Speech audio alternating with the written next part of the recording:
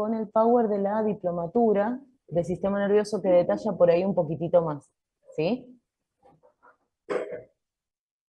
Bueno, empezamos. Lo que vamos a ver hoy es patología no tumoral del sistema nervioso, que es como lo primero que tendríamos que haber visto. Bien.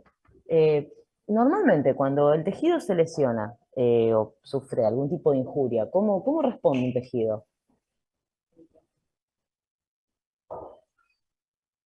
¿Qué tipo de respuesta da? Inflamatoria.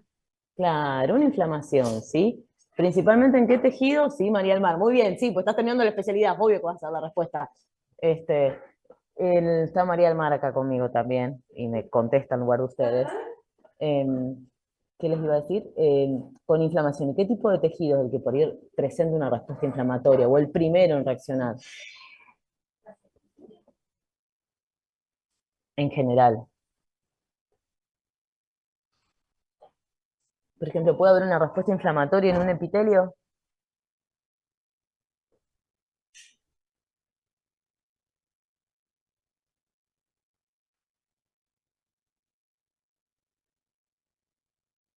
Ahí los agarré.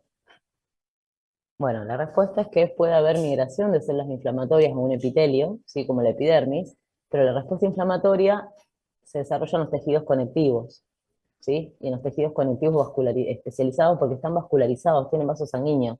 La primera parte de la respuesta inflamatoria es todos esos cambios vasculares. ¿M? Entonces siempre la inflamación va a iniciar en un tejido conectivo, preferentemente en los tejidos conectivos laxos, que son de sostén y están subyacentes a los epitelios. El sistema nervioso, como es un tejido, está formado por un tejido especial, también tiene una respuesta a esta injuria o esta lesión, pero es un poquito distinto. No es por ahí una respuesta inflamatoria clásica como la vamos a ver nosotros con aumento de la permeabilidad capilar, la salida de las células inflamatorias y toda esa cascada que hemos visto en la primera parte del año.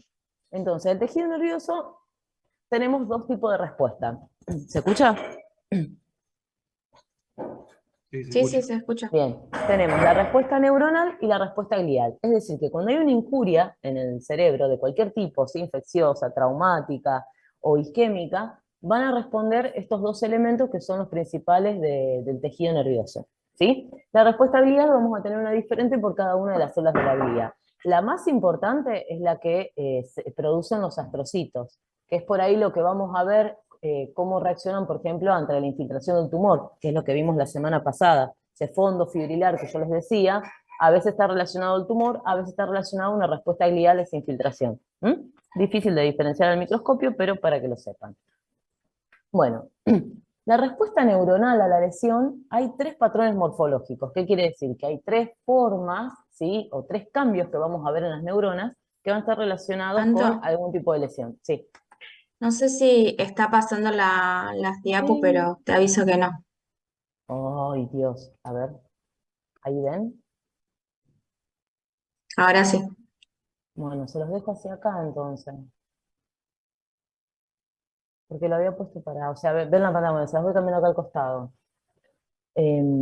Bueno, entonces hay tres cambios morfológicos de la neurona que son respuestas a la lesión.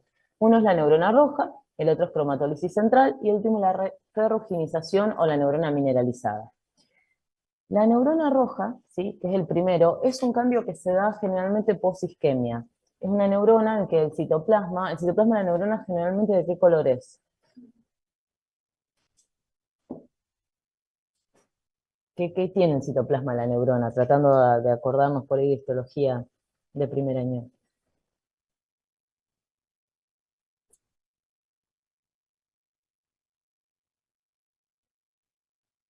Qué silencio.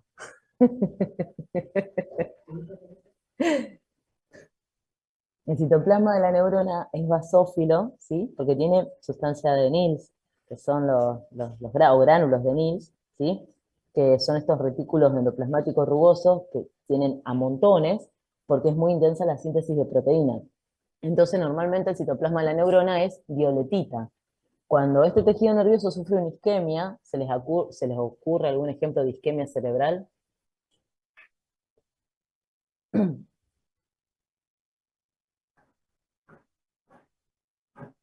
Un paro cardíaco, por ejemplo. Paro cardíaco podría ser, no llega sangre al cerebro. Bien.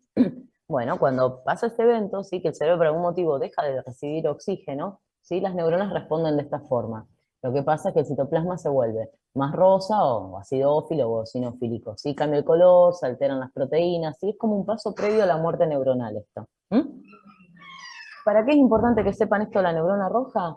Porque en las autopsias hay algunos artefactos que son por defecto de fijación en formol, ¿sí? Como este de acá, por ejemplo, que uno por ahí puede confundir que está viendo una neurona roja, que es consecuencia de una isquemia cerebral, por ejemplo, en una CB, ¿sí? ¿Sí? Puede confundir que ese paciente sufrió una CB a un artefacto de un problema de fijación, o sea, que uno sacó el cerebro y tardó un poquito en ponerlo en formol, que es como esta neurona de acá.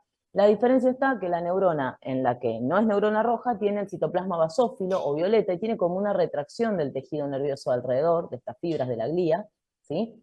Como este halo claro acá o este espacio. Mientras que la neurona roja tiene el citoplasma acidófilo y tiene el núcleo como más chiquito, ¿sí? Pignótico e hipercromático. ¿Cómo son los núcleos de la neurona habitualmente?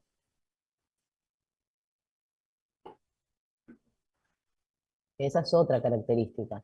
Los núcleos habitualmente son grandes, ¿sí? Granulares y con un nucleolo prominente.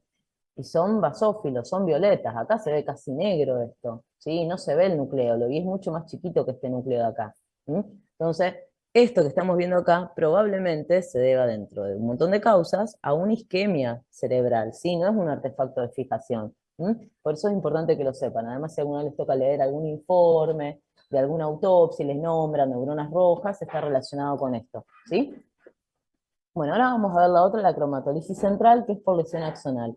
Generalmente por ahí esto se puede llegar a ver en infecciones. Yo la verdad no vi nunca, fíjense el citoplasma, cómo es una hialinización, o sea, se pone rosado, aumenta el volumen y pierde esa basofilia, ¿sí? Y hay un desplazamiento lateral del núcleo, ¿sí? Como que se va hacia la periferia, o sea, un costadito. Bueno, esto se puede ver por ahí en infecciones, no es algo que haya visto, no es frecuente que tomen biopsias por ahí por infecciones, ¿sí? Y después la mineralización o ferruginización. Esto sí, yo tampoco lo vi, pero lo podemos llegar a encontrar porque generalmente es como que estas neuronas se calcifican, ¿sí? Y aparecen en las zonas de infartos antiguos. Por ejemplo, algunas C de viejo, ¿sí? Si a algún paciente que haya sufrido una CB por algún motivo le hacen una autopsia, o un paciente que tuvo una CB hace mucho tiempo, le hacen una biopsia de cerebro y vemos estas estructuras, probablemente estén relacionados con esas lesiones. El principal diagnóstico diferencial de esto por ahí es una infección con hongos, que para eso tenemos coloraciones especiales, los antecedentes, ¿sí? Como la foto acá a la derecha. ¿Eh? Parecen hongos, sí, estos no son hongos. Parecen, pero no son. ¿Estamos hasta acá? Sí, sí. Bien. Ahora vamos a ver la respuesta glial, que a mi criterio y a mi gusto es como la más importante y la que más vamos a ver, ¿sí? Porque la glía es lo que predomina en el tejido nervioso. Entonces prácticamente cualquier corte que hagamos del cerebro vamos a estar viendo glía, a diferencia de las neuronas, que las neuronas solamente las vamos a encontrar en los ganglios de la base o en la corteza, si en el cerebro, sí, o en la parte central de la médula. No hay neuronas por todas partes. Entonces esta es como la respuesta más importante. La respuesta glial básicamente son dos cosas que hace la glía, hiperplasia e hipertrofia. Lo que nosotros vamos a ver ahora, que es la principal, es la respuesta de los astrocitos, que los astrocitos son como los fibroblastos del sistema nervioso. Fíjense, muy parecido a los fibroblastos que intervienen en la respuesta inflamatoria. ¿Qué es hiperplasia? Aumento del número de las células. E hipertrofia Aumento del tamaño de las del células. tamaño. Entonces vamos a tener astrocitos más grandotes y más cantidad de astrocitos, ¿sí? Esa va a ser la primera respuesta que va a tener el cerebro si una injuria. Más allá de la neurona roja, la ferruginización, la cromatolisis, la primera respuesta que va a tener va a ser la glía. El primero que va a responder y reaccionar va a ser el astrocito, ¿sí? Y va a responder aumentando la cantidad y aumentando su tamaño. Y tenemos ese aumento, ¿sí? Eso se llama gliosis, ¿sí? que es la reparación y la formación de cicatrices. Cuando nosotros hablamos de gliosis en el cerebro, estamos hablando de cicatrices, ¿sí? Y hay dos tipos de gliosis, aguda y crónica, dependiendo de digamos, del tiempo en el que esté este estímulo. La gliosis aguda, los astrocitos son reactivos y aumentan más que nada el tamaño, se llama gemistocitos, ¿sí? Se ponen redondos, creo que no sé si después tengo una foto para mostrarles, sí, acá. ¿Ven estos astrocitos de acá? ¿Sí? Esto es gliosis aguda. Tenía un nombre, la palabra gemistocito, no sé si de gema, de brote, como de una gema, de algo redondeado, ¿sí? Y eso está relacionado con lesiones agudas. Ese es el primer cambio. Y después, si esta lesión o esta injuria se prolonga en el tiempo, va a ser una gliosis crónica y se van a formar astrocitos fibrilares o gliosis fibrilar.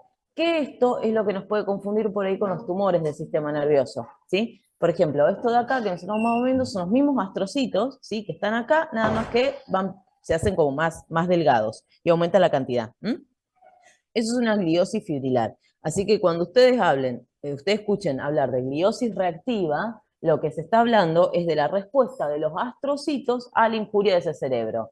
A veces en los tumores del sistema nervioso, cuando se infiltra el tejido sano por ese tumor, estos astrocitos reaccionan de esta forma. ¿Sí? Es muy difícil diferenciar esta gliosis reactiva del fondo fibrilar producido por el tumor. ¿Se entiende?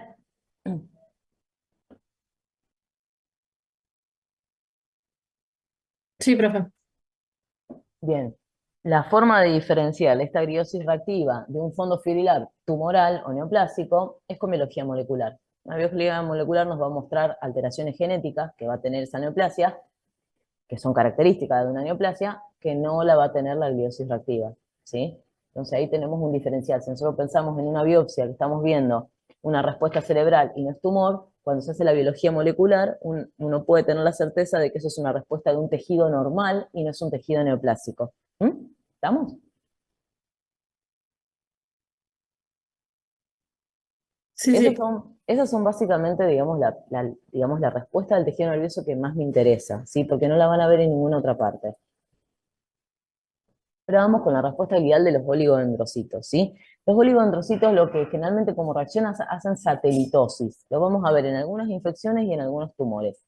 Oligodendrocitos, oligo es poco. Significa glía de pocas ramas, ¿sí? Son generalmente redondeadas, ¿sí? Con estos núcleos granulares y el citoplasma claro por vacuolización. Por eso tienen aspecto de huevo frito, que yo les había dicho, ¿sí? En el tumor, cuando habíamos hablado del oligodendroglioma, tiene aspecto de huevo frito. Estos oligodendrocitos están relacionados con la formación de mielina en el sistema nervioso central, ¿sí? Cuando reaccionan ante alguna lesión, lo que van a hacer van a aumentar su número y generalmente se van a disponer alrededor de las neuronas. Eso se llama satelitosis. Lo podemos ver en algunos tumores, en algunas infecciones. Menos frecuente por ahí de ver, ¿sí? La respuesta más notoria es la de los astrocitos, ¿sí? Después tenemos, obviamente, la respuesta de las otras células de la glía, que son la microglía y los ependimocitos. Generalmente la respuesta de los ependimocitos es que se desprenden, o sea, no hace mucho, increíble que el epitelio no hace nada, se desprende solamente, ¿sí? Así que no aporta demasiado a la respuesta de defensa, pero la microglía prolifera por ahí, ¿sí? Y hace como, se agrupa como unos nódulos, generalmente en infecciones. Por ahí se puede ver en infecciones por virus herpes, o en algunas encefalopatías en pacientes con HIV, ¿sí? Lo llamativo es que uno ve una biopsia del cerebro y ve estos nódulos de todas células de microglía. Y si no, por ahí puede ser un poquito más difuso. Nada demasiado llamativo. Esto sí es más específico de infecciones, a diferencia de los astrocitos, que puede ser ante cualquier tipo de injuria, ¿sí? ¿Estamos hasta acá?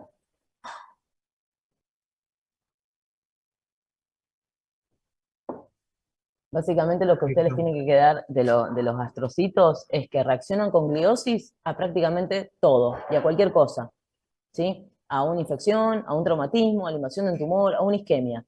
El astrocito hace gliosis, es el fibroblasto del sistema nervioso central, ¿sí? Se tienen que quedar con eso. El resto puede ser un poquito más variable.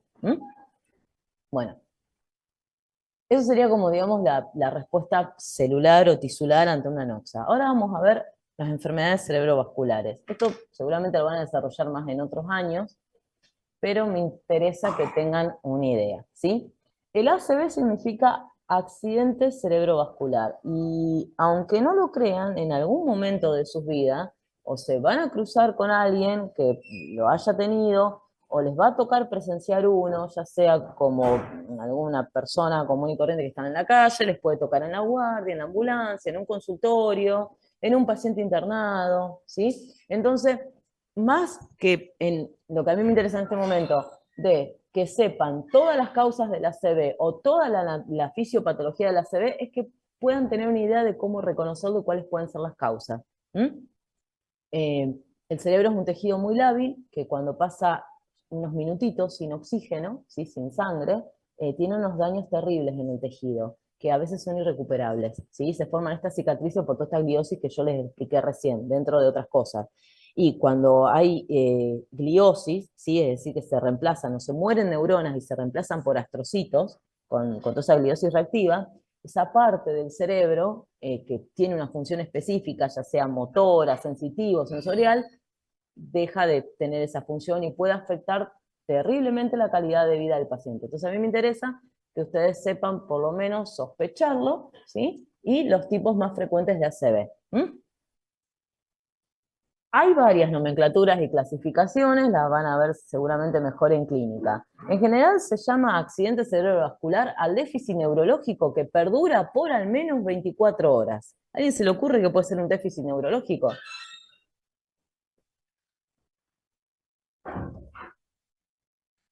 ¿Qué se les ocurre que puede ser?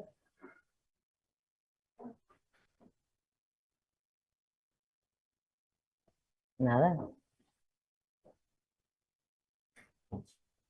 Podría ser, por ejemplo, una pérdida de la visión.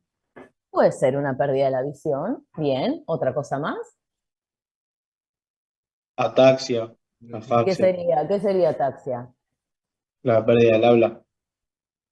Esa es afasia, la pérdida del habla. Ataxia está relacionada con el movimiento. Pero díganlo con sus Sí, sí, palabras, no hace afasia. falta que le... Ah, perdón, te había entendido ataxia. No, pero díganlo con sus palabras, bien. Cualquier trastorno en el habla, ¿sí? Ya sea que no pueda hablar, que no pueda entender, ¿sí? Que no se pueda comunicar de alguna forma. Y este déficit neurológico tiene que ser nuevo, o sea, el paciente no tiene que tener un problema del habla desde el nacimiento, ¿se entiende? O sea, el paciente tiene que comunicarse de una manera y de pronto en las últimas 24 horas ya no se puede comunicar más de esa forma. Y lo otro, la parte motora, que no pueda levantar un brazo, que no pueda caminar, una pérdida de conocimiento, ¿sí? No recuperada. Generalmente uno enseguida puede saber que está ante un paciente con una ACV, si está consciente, le puede pedir que levante los dos brazos, ¿sí? A ver si los levanta a la misma altura. Ya el hecho de que levante los brazos, o sea, que les haga caso, quiere decir que comprende la orden, ahí se está evaluando, ¿sí? Una parte. Le puede decir que repite una palabra, por ejemplo, una oración, el día está soleado, ahí les responde y además puede hablar. Y los otros le pueden preguntar, por ejemplo, cómo se llama o en dónde está, ¿sí? Entonces les puede ayudar con esas 2 o 3 palabritas, es suficiente para evaluar. Siempre y cuando el paciente está consciente. Está inconsciente, bueno, eso no se puede hacer. Bueno, a eso se le llama accidente cerebrovascular. Después hay otras clasificaciones que hablan del AIT, del accidente isquémico transitorio, en el cual se obstruye alguna arteria de manera transitoria durante un tiempito, y el déficit neurológico es menor de 24 horas, ¿sí? Pueden aparecer todos estos síntomas que yo les nombré, los que ustedes también dijeron, como la pérdida de la visión, que se llama amaurosis fugaz, ¿sí? Cuando es la pérdida de la visión de un ojo de manera transitoria, como una cortina, un telón negro que se baja. Cuando dura menos de 24 horas, generalmente la causa se denomina accidente isquémico transitorio y puede ser un émbolo, un trombito o algo que obstruyó una arteria y se destapó solo.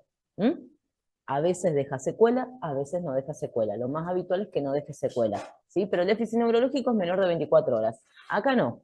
En estos ACV, el déficit neurológico dura al menos un día y hay una causa, una alteración importante que llevó a ese déficit neurológico. Entonces tenemos básicamente que los ACV se pueden dividir en dos.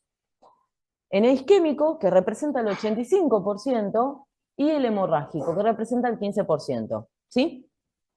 El isquémico es el que se conoce como infarto cerebral, ¿sí? Y las causas son cualquier cosa que pueda producir una isquemia, ¿sí? Que puede ser, por ejemplo, una embolia, ¿sí? Algo que migre de algún lado, tape una arteria, ¿sí? O de algún trombo que se desprenda de alguna vena, que viaja al corazón, a los pulmones, ¿sí? Después vaya por las carótidas y va al cerebro.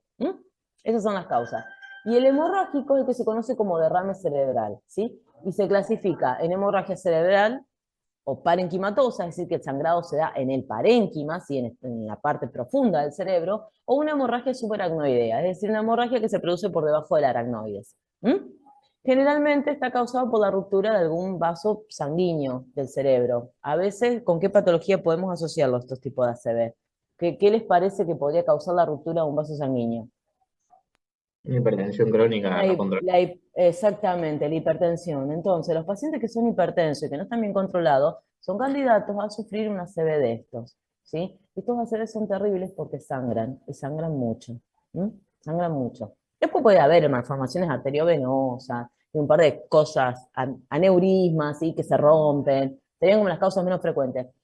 Pero lo más frecuente, lo que está asociado es con la hipertensión. El isquémico también, pero no tanto como la presión en sí, sino con los efectos en los vasos sanguíneos, por ejemplo, por la formación de émbolos, ¿sí? Por todas las otras cosas que están relacionadas con la hipertensión, como la hipercolesterolemia, por ejemplo, y la placa de ateroma. No en sí por el aumento de la presión, sino por las otras patologías asociadas, ¿sí? Por eso este es el más frecuente. Y este en general tiene mejor pronóstico, dependiendo de la arteria que se obstruya, tiene mejor pronóstico que este. Hay un tiempo que le dicen la hora de oro, que son, no me acuerdo cuántas horas eran, en las que se puede dar un antitrombótico y se solucionaría la obstrucción y con eso el déficit neurológico y todas las lesiones a largo plazo. En la hemorragia no, la hemorragia se rompió el vaso, sangró, hay que hacer una cirugía, ¿sí? Hay que buscar cuál es el vaso que sangra. Mientras tanto, esa parte que está sangrando no está recibiendo el aporte adecuado de nutrientes, ¿sí? Porque esa sangre se estanca, ¿sí? Lo mismo que pasaba, por ejemplo, con las torsiones de ovario, de testículos. ¿Qué tipo de necrosis hace el tejido cerebral?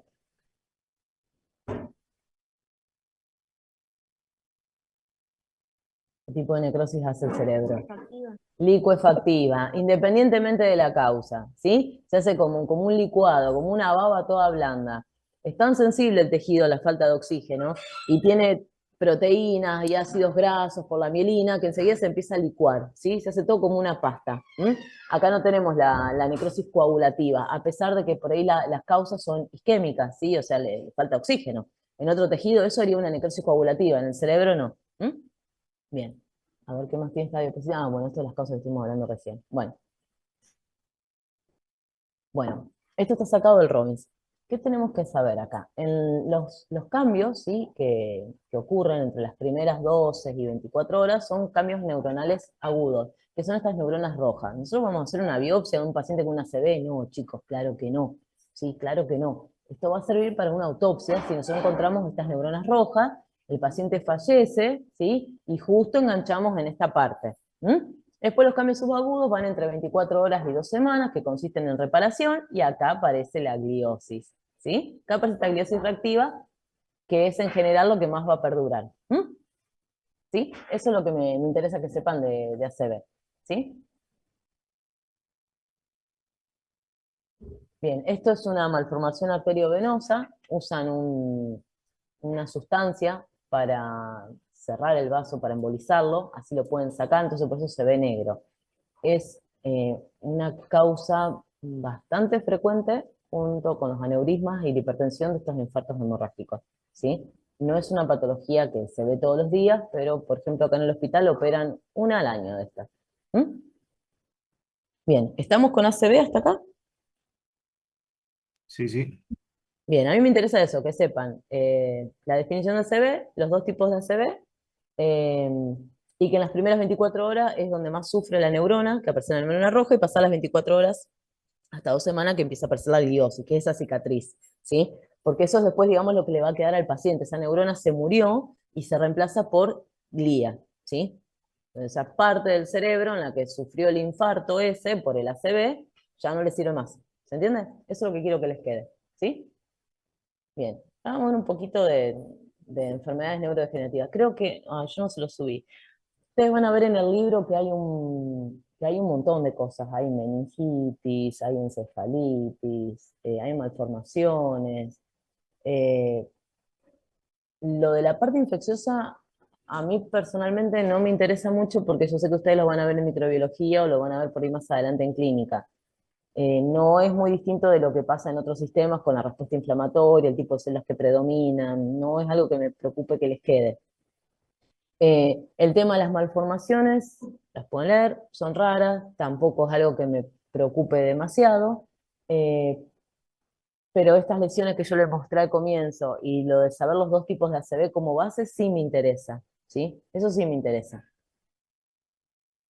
Bien, y ahora las neurodegenerativas. ¿Por qué las neurodegenerativas? Si son medias extrañas, ¿sí? En algún momento, si trabajan con pacientes, se van a encontrar con algún paciente que tenga algún tipo de demencia, ¿sí? Que no sea producto de la edad o del envejecimiento. Y nos podemos encontrar con estas enfermedades, como Alzheimer, Parkinson o Huntington. Entonces quiero que tengan una idea de cómo se produce, ¿sí? Y poquito, así como una idea de decir, bueno, lo escucharon. Después, a lo mejor en clínica lo profundizan un poquito más. Hay unos tratamientos ahora quirúrgicos bastante novedosos, hay medicamentos para esto, pero puede ser que ustedes se crucen con alguno de estos pacientes o les toque, no sé si diagnosticarlos, pero al menos sospecharlos para mandarlos a un neurólogo y que haga el diagnóstico como corresponde, ¿sí?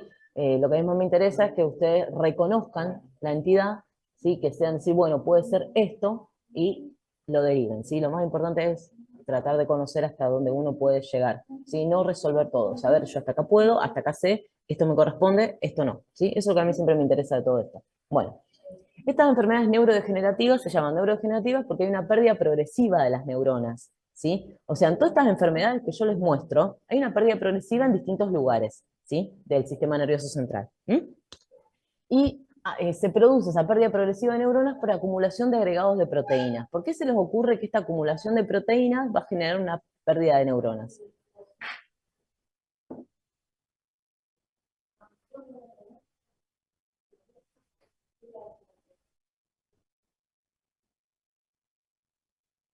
No, bueno. Estas proteínas generalmente son proteínas normales que habría en las células, pero se modifican por causas desconocidas, que ahora vamos a ver si alguna tiene alguna causa o no, y son tóxicas para esta célula. Entonces generan lesión neuronal y se mueren las neuronas. Entonces por eso hay una pérdida progresiva de neuronas. Cuando la pérdida progresiva de neuronas, ya vamos a ver qué proteína es cada una, ¿sí? Cuando la pérdida progresiva de neuronas se da en el hipocampo y en la corteza, tenemos que produce la enfermedad de Alzheimer, ¿sí? Porque así se llamaba el médico que la describió. Cuando esta pérdida progresiva de neuronas se produce en los ganglios basales, si la enfermedad es hipocinética, es decir, con disminución del movimiento, por eso hipocinética es la enfermedad de Parkinson. Si es hipercinética, con aumento del movimiento, es la Corea de Huntington, ¿sí? No sé si alguno vio la serie House. Sí. Bien, vieron que la número 13, nunca me acuerdo cómo se llamaba, ella tenía las alteraciones para Corea de Huntington, creo que era la madre, si no me equivoco. Sí, la madre lo tenía y ella lo heredó. Y seguramente también. Bueno, por eso también se los pongo. No es tan frecuente, lo más frecuente es Alzheimer y Parkinson, pero Huntington es la que le sigue. Después, si esta pérdida de neuronas se da en cerebelo, se llaman ataxia espinocerebelosa, hay millones, no me importa. Y si se dan en el sistema motor, ¿sí? En la médula espinal, esclerosis lateral amiotrófica. ¿Sí? Bueno.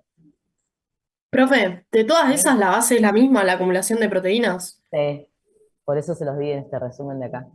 Hay agregados de proteínas No. extrañas o proteínas alteradas que son tóxicas para las neuronas. Si esas proteínas se acumulan acá en hipocampo y corteza, dan Alzheimer. En ganglios basales, da un Parkinson o Huntington.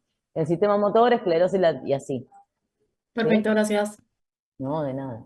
Bueno, la enfermedad de Alzheimer, por ejemplo, las inclusiones de proteínas que vamos a ver van a ser el beta-amiloide en placas y la proteína tau en ovillos. ¿Sí? Son todas proteínas anómalas. A ver, creo que después tengo una imagen. ¿Sí? En la de Parkinson tenemos la sinucleína y también la tau, ¿sí? Que ahora vamos a ver. Las otras no importa, ¿sí? Lo que pasa con estos agregados, fíjense que acá hay una estructura, ¿sí? De una proteína normal, se rompe una parte, ¿sí? Eso queda como suelto, ese fragmento, y genera toxicidad. Y esa lesión neuronal lleva a la muerte de la neurona. La neurona es muy sensible, ¿sí? Bien, ahora vamos a ver. Bien, esto era en general, sí. Bien. Bueno, vamos a ver de Alzheimer. El Alzheimer es la causa más frecuente de demencia. Tenemos otras demencias vasculares o por ahí demencias relacionadas a la edad que son más frecuentes, o sea, no es una persona que pasa los 60 años, 65 años y empieza con alteraciones de la memoria, no es que va a tener un Alzheimer, ¿sí? Hay otras demencias que están relacionadas con la parte vascular del cerebro que son más frecuentes que el Alzheimer, pero no hay que dejar de sospecharlo, ¿sí? Puede ser esporádico o familiar, quiere decir, o que viene con antecedentes de Alzheimer, como por ejemplo yo que tengo a mi abuela con Alzheimer y mi viejo que por eso olvida las cosas, así que no creo que ande muy lejos yo, o esporádica, que sea un caso que no tenga nada que ver con el resto de la familia, ¿sí? La alteración principal de la enfermedad de Alzheimer es la acumulación de estas dos proteínas que yo le decía, el beta-amiloide y el tau, que se van a acumular en regiones cerebrales específicas, ¿sí? En forma de placas y de ovillos, ¿sí? Estas placas y estos ovillitos van a generar unos cambios en las neuronas que van a alterar su funcionamiento normal, es decir, todo el metabolismo de la célula, todos esos intercambios que realiza la célula, todo ese transporte de membrana que realiza la célula, eso va a llegar a una muerte neuronal y cuando se muere una célula, ¿qué vamos a tener? Una respuesta inflamatoria, ¿sí? Entonces vamos a tener por un lado los problemas de la enfermedad por la muerte neuronal en sí, que es, digamos, la célula encargada de transmitir el impulso nervioso, y por otro lado por la respuesta inflamatoria, porque esa respuesta inflamatoria también va a lesionar a los tejidos vecinos. ¿Cómo vamos a ver macroscópicamente un cerebro con Alzheimer? Con atrofia cortical y ensanchamiento de los surcos, ¿sí? Vamos a ver un cerebro más chiquito, ¿sí? Y con los surcos más separados o más pronunciados. Esto es para la autopsia, nadie le vamos a abrir la cabeza y le vamos a sacar el cerebro. Pero en una autopsia, ¿sí? En algún paciente, si encontramos estas características, tenemos que pensar que puede tener un Alzheimer. Microscópicamente vamos a ver como lesión extracelular esta placa o este depósito de amiloide, ¿sí? Y como lesión intracelular el ovillo, ¿sí? Que son estos agregados de esta proteína tau. Y acá lo vemos. Este sería un cerebro con Alzheimer. ¿Ven cómo están pronunciados los surcos? Lo chiquita que es la corteza.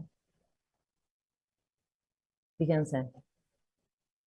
Y lo que vamos a ver, por ahí es medio difícil verlo, pero acá vemos los ovillitos, que son como todos puntitos, ¿sí? Son como todas fibras enrolladas, que se acumulan dentro de las neuronas, y eso afecta el funcionamiento normal de la neurona, ¿sí? Y después la proteína tau, ¿sí? Que la vamos a ver por acá. ¿Qué puede pasar? A veces el paciente a lo mejor le pueden hacer una biopsia pensando que, no sé, que tiene una lesión tumoral, una neoplasia, y nos encontramos que en realidad el paciente está teniendo cambio de comportamiento por un Alzheimer. Puede pasar, no lo he visto, pero puede pasar. Y nos encontramos con estas imágenes, ¿sí? Entonces, si vemos inclusiones en las neuronas, ¿sí? Podemos pensar que ese paciente tiene una enfermedad neurodegenerativa, ¿sí? No es que a los pacientes que tienen una enfermedad neurodegenerativa le van a hacer una biopsia, ¿se entiende? Eso quiero que quede claro.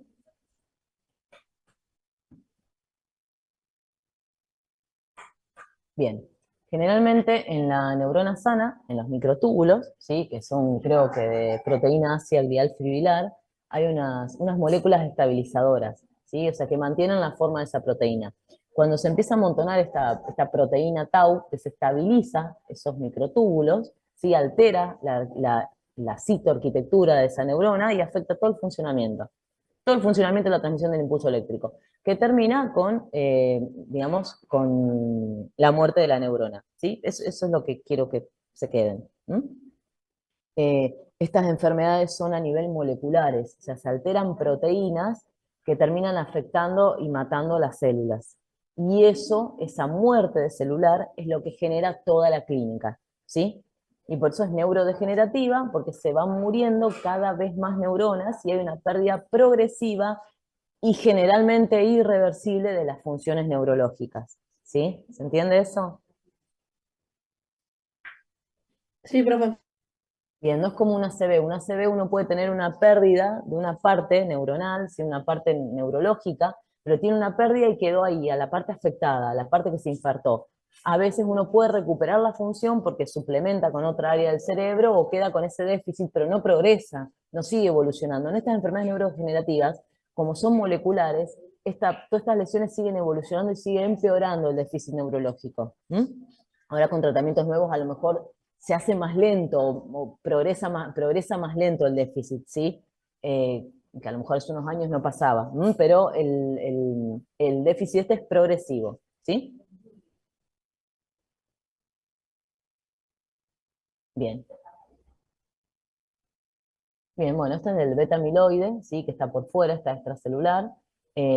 Son fragmentos normales de una proteína que está en la neurona y se desprende y se acumulan afuera y eso afecta la señalización, tan simple como eso, ¿sí? Bueno, ahora vamos a ver el Parkinson. Bueno, el Parkinson, a diferencia que no es la causa más frecuente de demencia, tomemos demencia como todas estas alteraciones neurológicas en las que el paciente se empieza a confundir, no se empieza a acordar de algunas cosas, ¿sí? El Parkinson por ahí es más un trastorno del movimiento, ¿sí? No está, puede haber alguna alteración de la función, digamos, de memoria y del habla, ¿sí? Pero es más una enfermedad que se caracteriza como un trastorno del movimiento, no genera por ahí tanta demencia como la enfermedad de Alzheimer. ¿Mm? Esta falta de movimiento o esta pérdida de movimiento se debe a la disminución de las neuronas en la sustancia negra, ¿sí? Macroscópicamente vamos a ver una palidez, o sea, vamos a ver más clarita esta zona, ¿sí? Microscópicamente vamos a ver los cuerpos de Lewy. Que los cuerpos de Lewy son una inclusión de esta proteína, de la asinucleína, ¿sí? Que parece como que se dobla de manera rara o patológica o de una manera no normal, se pliega, normalmente está plegada, pero se pliega de una manera que no va, y eso altera la transmisión de señales. Fíjense algo tan sencillo, en el otro que yo les mostré, la proteína del amiloide que se desprende, ¿sí? Es un receptor de membrana, una proteína de la membrana que se desprende un pedazo y ya está. Acá fíjense que es una proteína que está en el citoplasma y que se pliega de manera patológica, o sea, algo tan pequeño como eso. Bueno, eso afecta a toda la señalización, ¿sí? Lo que termina generando estos cuerpos de Lewy. En general, la enfermedad de Parkinson es esporádica, ¿sí? O sea, quiere decir que hay un caso de enfermedad de Parkinson en la familia que no tiene nada que ver con antecedentes, ni con hermanos, ni con padres, ni con tíos. Pero, en algunos casos tienen mutuaciones puntuales que se pueden transmitir, ¿sí? ¿Se entiende eso? Entonces ahí es donde podríamos ver, por ejemplo, o explicar la enfermedad de Parkinson que no es esporádica, que es familiar, ¿sí? Porque es autosómico dominante estas alteraciones, estas mutuaciones puntuales. ¿Qué quiere decir autosómico dominante?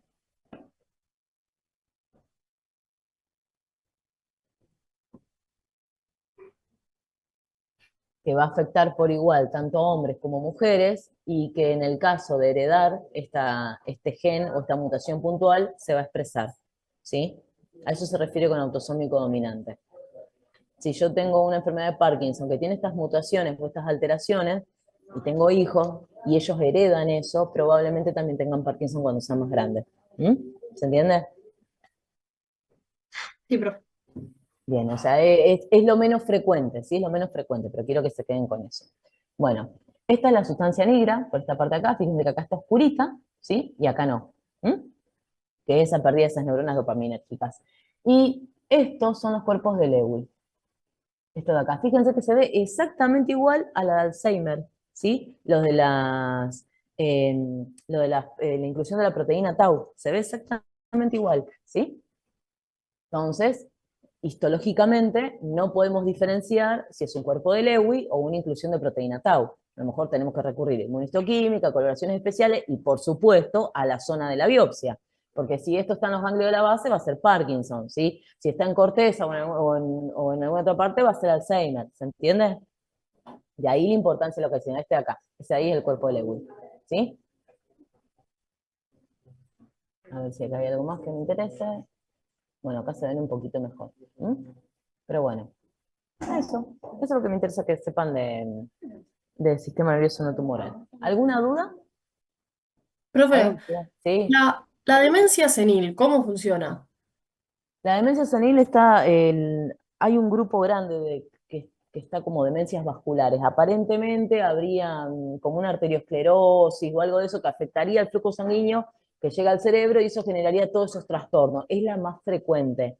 Pero la realidad es que esas, a lo que uno le dice demencias seniles, no las estudian, no les hacen estudios de imágenes para ver si es un Alzheimer o es algún otro tipo de demencia. Entonces, muchas veces esas demencias seniles que uno dice, hay una demencia vascular, una demencia senil, puede ser un Alzheimer.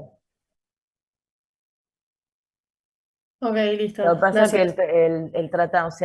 el tratamiento, no hay muchos tratamientos, son más o menos similares. Eh, Obviamente la enfermedad de Alzheimer, el deterioro es mucho más rápido y progresivo que el de una demencia senil o una demencia vascular.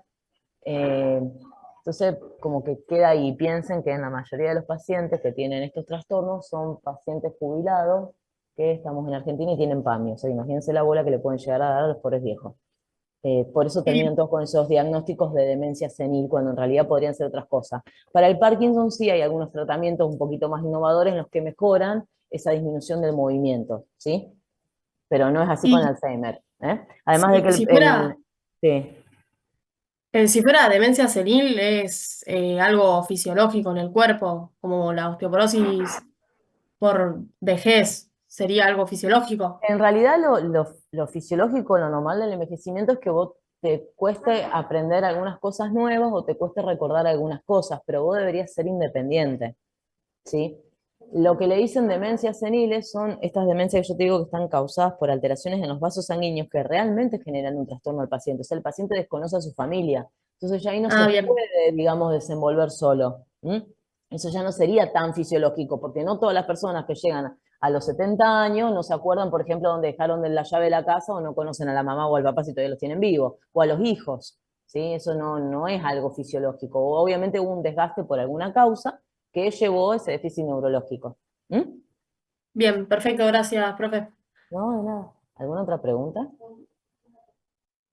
Profe, de las otras de Huntington, ataxia y esclerosis lateral amiotrófica, tenemos que saber No, también la parte no. macro, ¿no? ¿No? No, yo eso se los puse nomás ahí por si les interesaba leer porque son enfermedades raras, pero no, yo con que sepan un poquito de Parkinson y Alzheimer ya estoy contenta. Dale, muchas gracias. Y otra pregunta, a los Sí. cuerpos del Lewy, entonces, y de Tau, no se diferencia el microscopio, solo No, se usa o inmunoglobulina. sea, los podés ver así, o sea, lo más importante es que vos sepas de qué lugar es la biopsia y cuál es la clínica del paciente, porque la clínica es totalmente distinta, ¿sí? Pero no, sabete que uno son la proteína tau y el otro son los cuerpos de Lewy. El nombre, no hay problema, no hay problema, es raro tener una biopsia de esto, ¿sí? Por lo menos Dale, acá en gracias. Santa Fe. No, de nada. ¿Alguna otra pregunta?